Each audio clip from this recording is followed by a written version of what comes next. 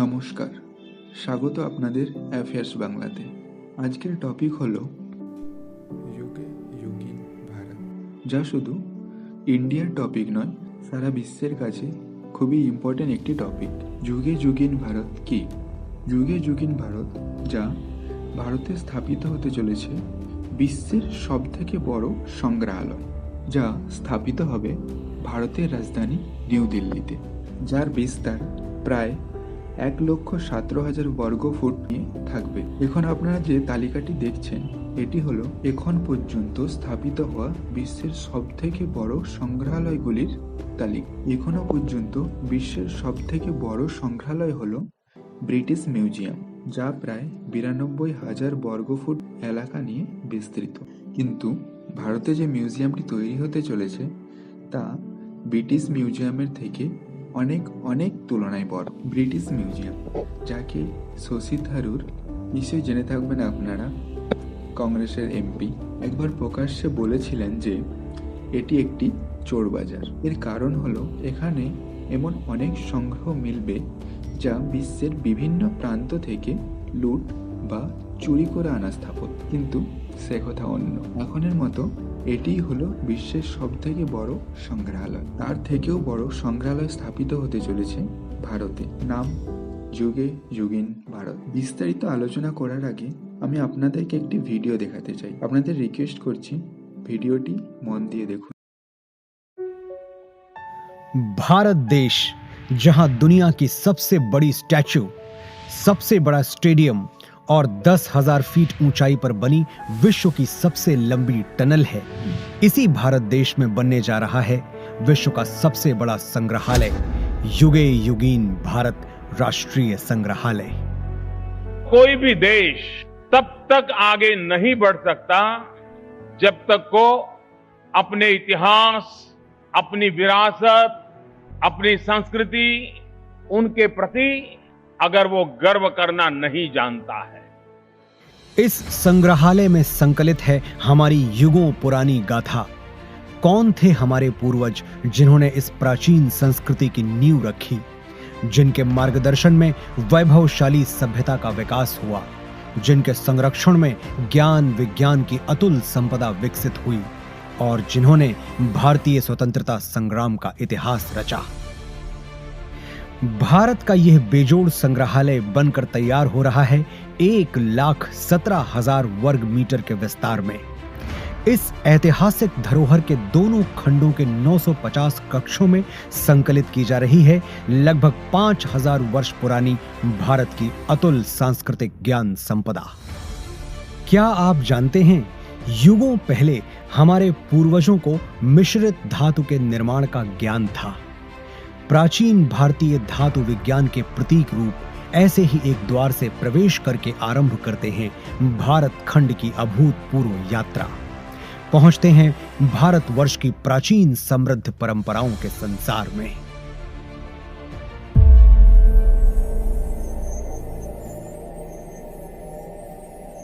आश्चर्य होता है कि युगों पहले भारत में सुनियोजित नगर व्यवस्था विकसित हो चुकी थी।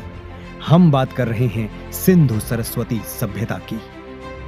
क्या कभी सोचा है कि क्यों भारत में पर्वतों, समुद्रों, नदियों और पेड़ों की पूजा होती रही है? क्योंकि हजारों साल पहले भी हमारे विद्वान जानते थे कि जिन पंच तत्वों से सृष्टि का निर्माण हुआ, उन्हीं से सभी प्राणियों की रचना हुई। हजारों वर्ष पूर्व भारत की चारों दिशाओं में पीठों की स्थापना की गई थी, जिसने पूरे राष्ट्र को एक सूत्र में बांधा था। वेदों उपनिषदों में केवल आध्यात्मिक ही नहीं, राजनैतिक, सामाजिक, आर्थिक, ज्योतिष और विज्ञान जैसे सभी क्षेत्रों का ज्ञान समाहित है। यही नहीं, ऋग्वेद में त्वचा रोग विशेषज्ञ विदुषी अपाला का वर्णन मिलता है।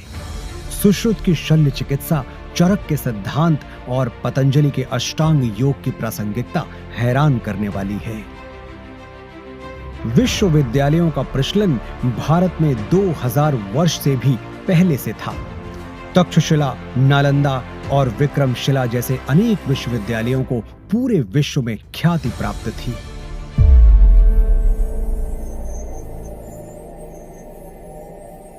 वैभवशाली मौर्य साम्राज्य के उत्थान और विस्तार के साथ ही यहाँ सातवाहन, पल्लव और कुषाण, गुप्त वंश का स्वर्णिम काल, राष्ट्रकूट, चालुक्य, चेर, पांड्य वंशों और कश्मीर आदि के शासकों की गौरव गाथाएं संकलित हैं।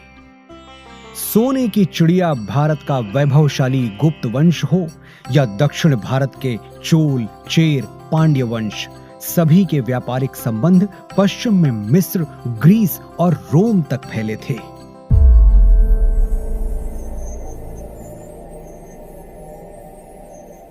युग परिवर्तन के साथ अब प्रवेश करते हैं मध्यकाल में, जहां राजपूतों की शौर्य गाथा के साथ सल्तनत और मुगल युग का इतिहास संकलित है।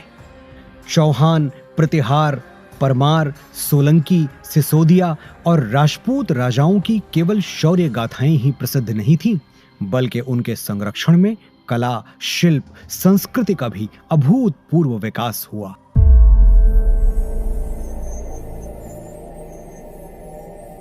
राजपूतों, मराठों और मुगल शासकों के ही युग में उत्तर पूर्वी भारत में अहोम शासन और दक्षिण में विजयनगर साम्राज्य का समृद्ध वास्तुशिल्प देखते हुए, होयसल, यादव, मराठा शासकों का इतिहास देखते हुए अगले पड़ाव की ओर बढ़ते हैं।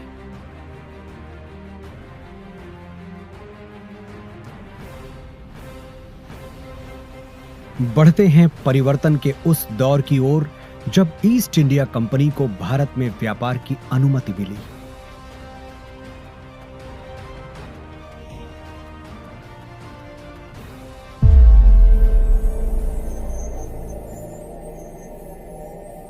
पांचवें जोन में देखिए कैसे प्लासी और बक्सर की लड़ाइयों के साथ शुरू हुआ औपनिवेशिक शासन का विस्तार। 1760 से ही देश के सन्यासियों और फकीरों ने ब्रिटिश ईस्ट इंडिया कंपनी से आजादी पाने के लिए ऐसा मोर्चा संभाला जिसे कंपनी 40 साल तक दबा नहीं सकी। और 1857 के प्रथम स्वतंत्रता संग्राम के बाद हर वर्ग के लोग अपने अपने ढंग से आजादी की लड़ाई में आहुति देने उतर पड़े। लगभग 2 शताब्दी लंबे भारत के स्वाधीनता संग्राम की गाथाएं यहां संकलित हैं।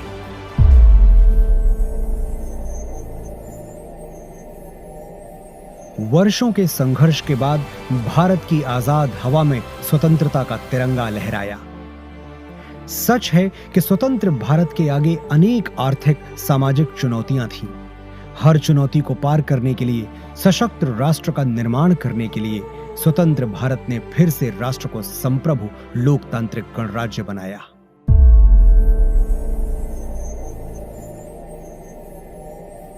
विज्ञान और प्रौद्योगिकी में आधुनिक भारत नई ऊंचाइयां छू रहा है। नई दिशाओं में नव प्रयोगों से नए आयाम तय कर रहा है।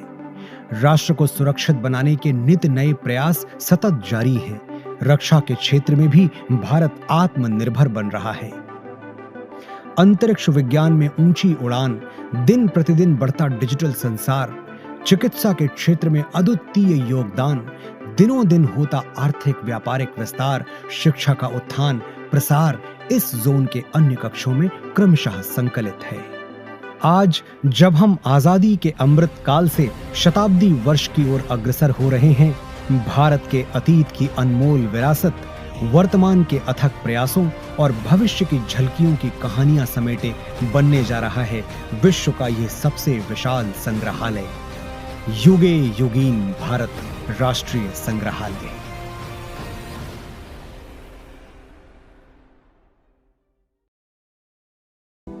ভিডিওটি খুব সুন্দর, তাই না? আমি ভিডিওটি এডিট করতে পারতাম, কিন্তু ভিডিওটি এতটাই গুরুত্বপূর্ণ যে আপনাদের কাছে পুরোটা পৌঁছানো খুবই জরুরি।